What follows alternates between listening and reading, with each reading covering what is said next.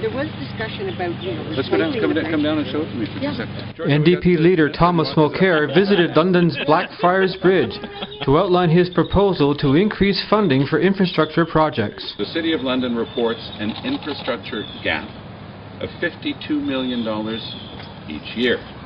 And Canada's total municipal infrastructure deficit is a staggering $172 billion and growing.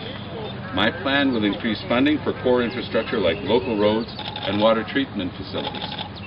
We'll increase transfers directly to municipalities, ramping up investments to an additional $1.5 billion to reach $3.7 billion annually. And my Better Transit plan commits $1.3 billion annually in dedicated public transit investments across Canada for the next 20 years. In London, this would mean an additional $75 million over 4 years in new infrastructure and transit money. That's on top of the expected $116 million the city is scheduled to receive through the existing gas tax fund. Mulcair was asked about reports that Prime Minister Harper will soon announce a policy favouring the abolition of the Senate. Well, better late than never.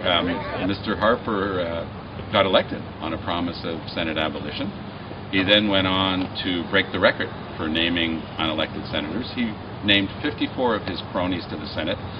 There are now precisely 30 senators under RCMP investigation or facing criminal charges. You know, Canadians do deserve better. The Senate is unelected, it's unaccountable, and it's under indictment. But every time I've talked to him about it, Mr. Harper has said it's impossible. Well, I guess he fell off his horse on the road to Damascus once again because his 11th hour conversion is going to convince no one. For Post Media Network, this is Maurice Lamont.